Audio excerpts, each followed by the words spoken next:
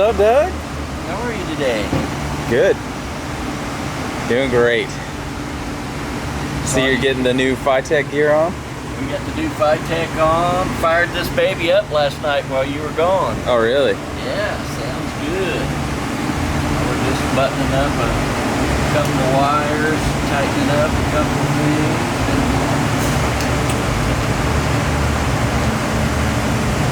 It'll be ready for a test drive here pretty soon. That's looking clean. Yeah. I think Jonathan's gonna be super happy. Yep. Yep, fired right up. How's the tricked out gas tank coming along? Gas cap. Zach's gonna be working on that. He's got a couple ideas to put the cover on there. Then we'll bolt the bed down. Yep. So he's gonna try and solve this, come up with a solution for the leveling it out. Yeah. Cool. It's still functional, but right, just to make it look nicer. Yeah, look nicer and cleaner. It's cool.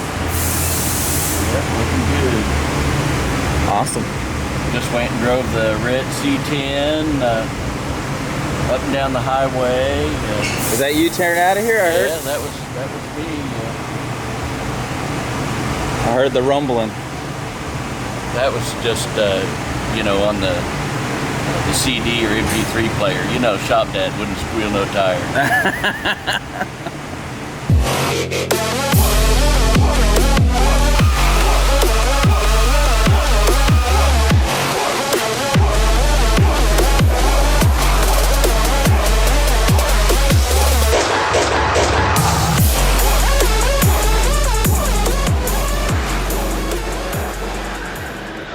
All right, we're about to go back here and check out what Zach's doing.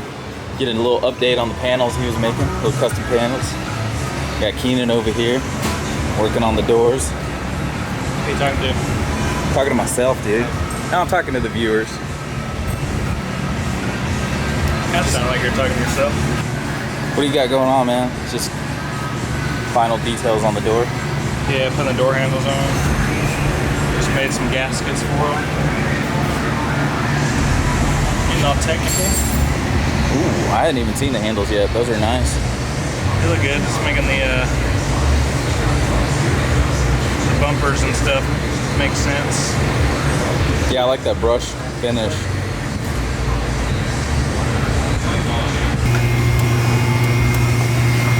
So, this is the panel that was started yesterday. Yeah, hold on a sec. Yeah. Let me re-angle myself. All right. This is the panel started yesterday. We test fitted up against the roll cage. Oh, crap. Everything fits good.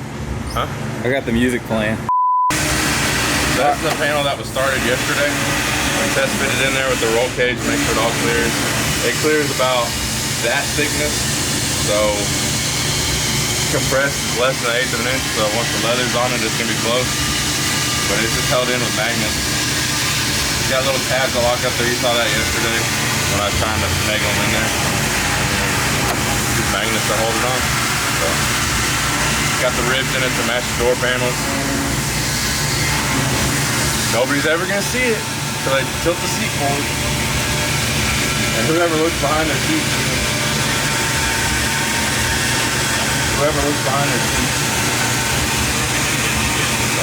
I can't hear anything.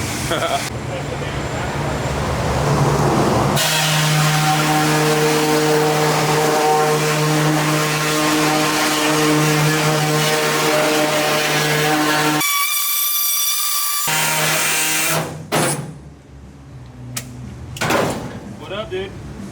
No, we came to investigate all this noise going on. It sounded like someone doing some work back here. Somebody's running the jackhammer. Somebody's running a jackhammer. It is loud as hell in here too. Oh, dude, I was like filming Zach and I was like, I hope that we got some audio. Like, I'm not sure that I could hear anything you were saying.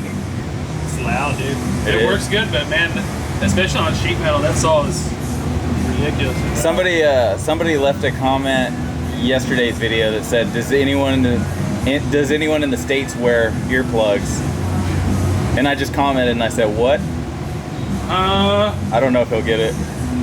No, I mean, I don't wear earplugs, not unless it's, like if I use the air hammer or something like that, probably ought to wear earplugs with that, but most of the stuff that we do in here is not that loud. No. I mean, the air hammer maybe if you're, you know, trying to pop rivets out of a frame or something like that, but sometimes that sheet metal hammer's pretty loud, I guess, but I don't know. Yeah, let me Everybody's different, I guess. let me turn. I'll start with you then. What do you got going? What do you?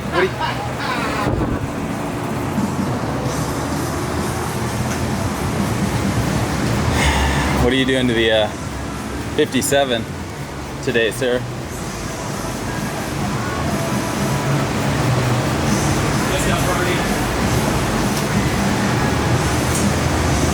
Trying to make it look like you're breaking a sweat.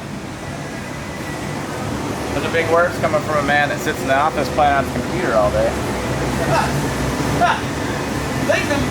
Hey man, I can't help it that I got a job. And I got a job that. videotaping people that work for a living. That's pretty Yep. cool. Someone's gotta be razzing somebody. Yep. Can't help it, man. The fat cow's got to stay somewhere. It is pretty damn warm in here. It is. He's working on, let's see what we got here. 10:05. Come on, iPhone. Get to work. And it feels like 96 degrees in here already. Wow. And it's only actually, that can't be right. It feels like 96 and it's only 86. There's no way that's right. So like right now it's saying it's 92 degrees. When you go to the heat index deal, it says feels like 96, it puts you at moderate risk for heat-related illnesses. So we're on moderate risk right now. Yeah.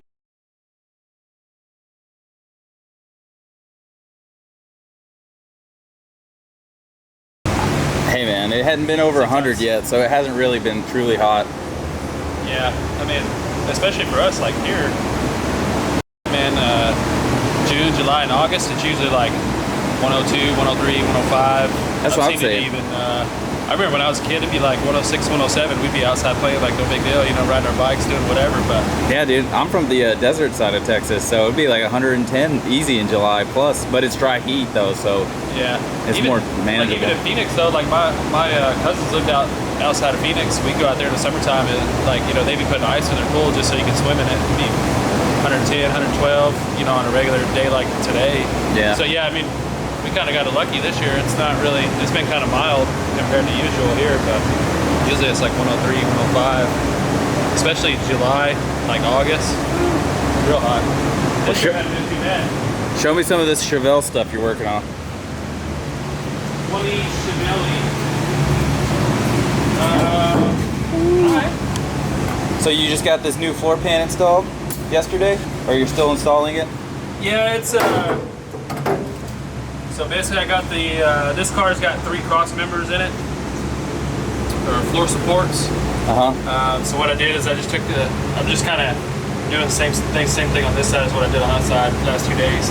Go through and cut all the spot welds out along the. I'm just going to use the first half of the last rail because that's how much material we have on the pans. So it's actually like a one-piece. It's a rear floor pan. And then it moves up to the front. It goes underneath the seat, obviously. Front pan and a toe board, all in one piece. Kind of like a one-piece floor, but it's split down the middle. So we just went through, cut all the spot welds out, and tacked it back in place where it needed to be. And then I just kind of have this clamped at the pump right now, trench tunnel, until I get the other piece folded in. I got the front just cleat going in.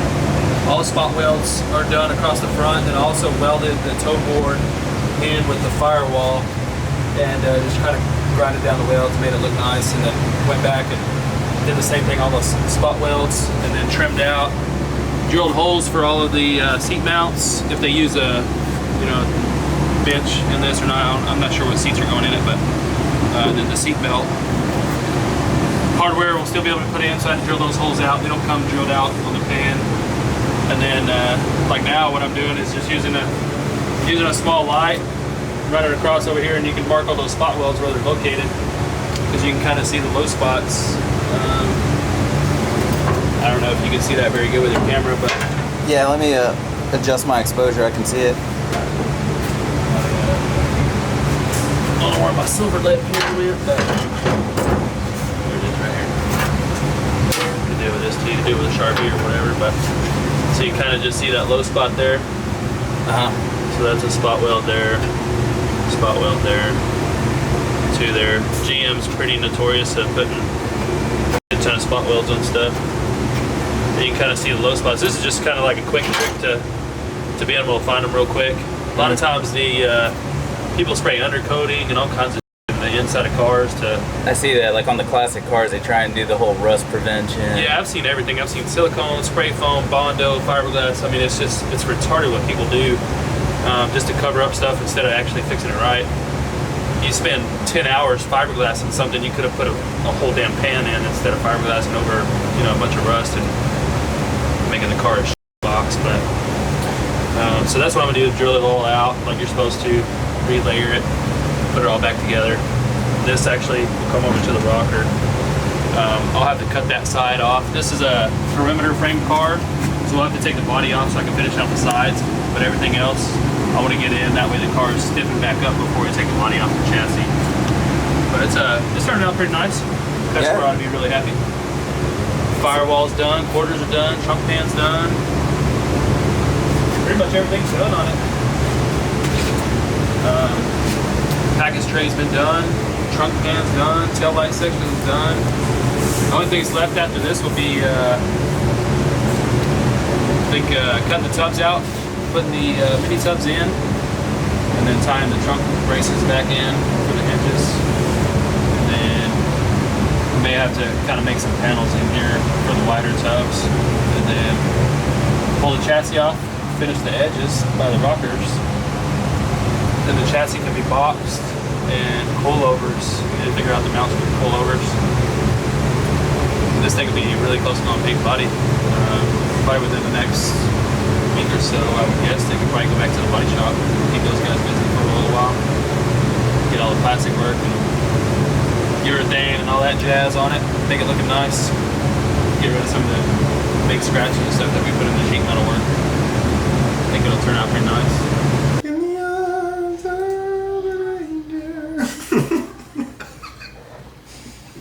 Don't.